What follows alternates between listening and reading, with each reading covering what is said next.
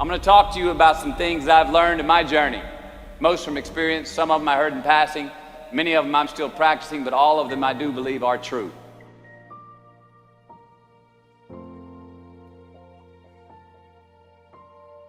Life is not easy. It is not. Don't try to make it that way. Life's not fair. It never was. It isn't now, and it won't ever be. Do not fall into the trap, the entitlement trap, of feeling like you're a victim. You are not. Get over it and get on with it. So the question that we got to ask ourselves is, what success is to us? What success is to you? Is it more money? That's fine. I got nothing against money. Maybe it's a healthy family. Maybe it's a happy marriage. Maybe it's to help others, to be famous, to be spiritually sound, to leave the world a little bit better place than you found it. Continue to ask yourself that question. Now, your answer may change over time, and that's fine. But do yourself this favor.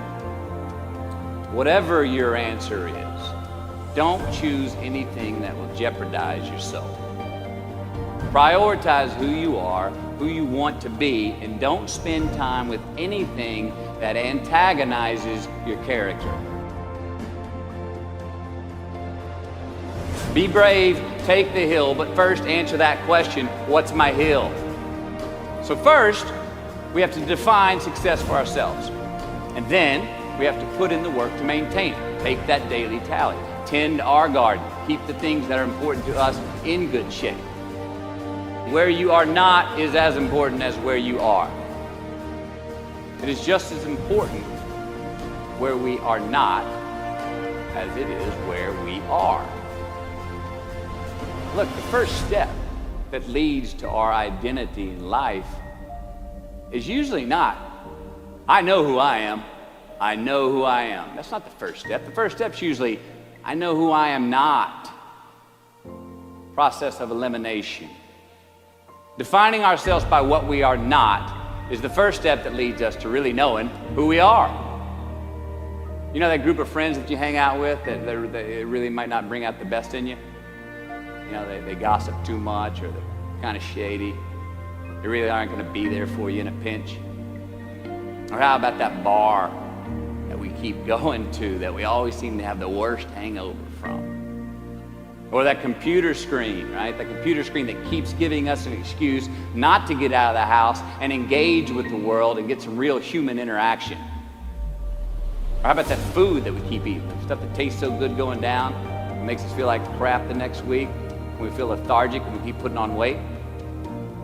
Well, those people, those places, those things, stop giving them your time and energy. Just don't go there. I mean, put them down.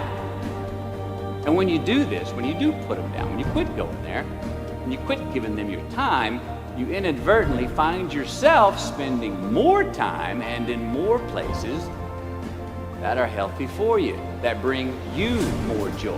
Why? Because you just eliminated the who's, the where's, the what's, and the when's that were keeping you from your identity. Like, trust me, too many options, I promise you, too many options will make a tyrant of us all. All right, so get rid of the excess, the wasted time. Decrease your options.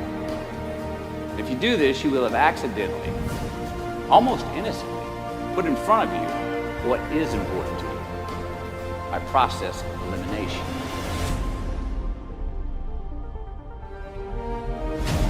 Knowing who we are is hard. It's hard. Give yourself a break.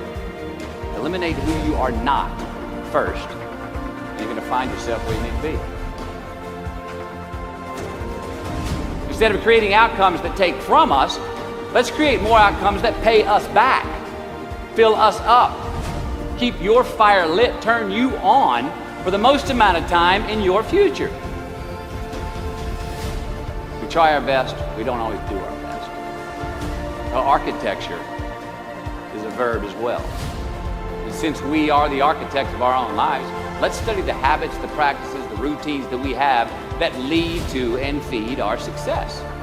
Our joy, our honest pain, our laughter, our earned tears.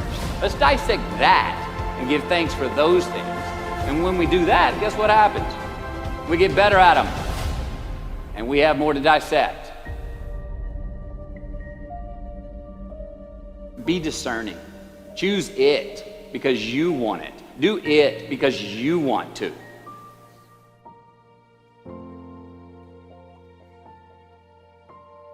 We're going to make mistakes.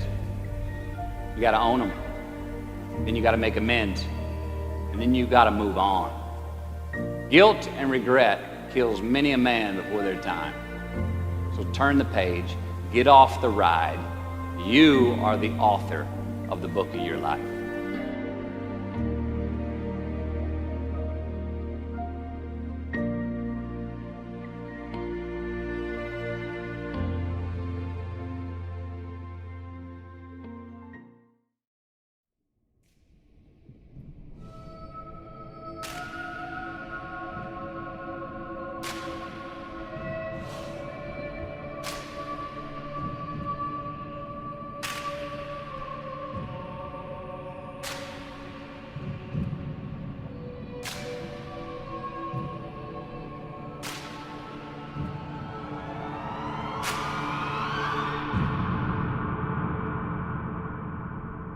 If you awaken from this illusion, you can feel yourself not as a stranger in the world, not as something that has arrived here by fluke, but you can begin to feel your own existence as absolutely fundamental. So then, let's suppose that you were able every night to dream any dream you wanted to dream. And that you could, for example, have the power within one night to dream 75 years of time. What would you do? What would you really like to happen if you could make it happen?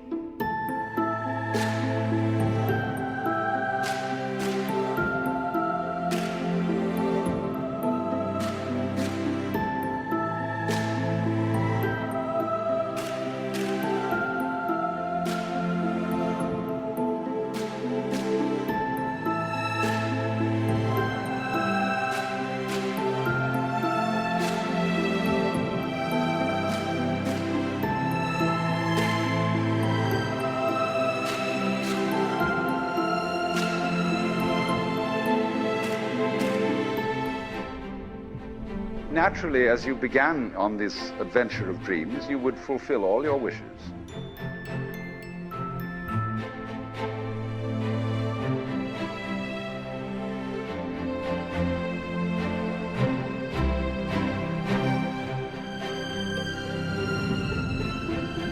You would get lost, involved in the farthest out adventures,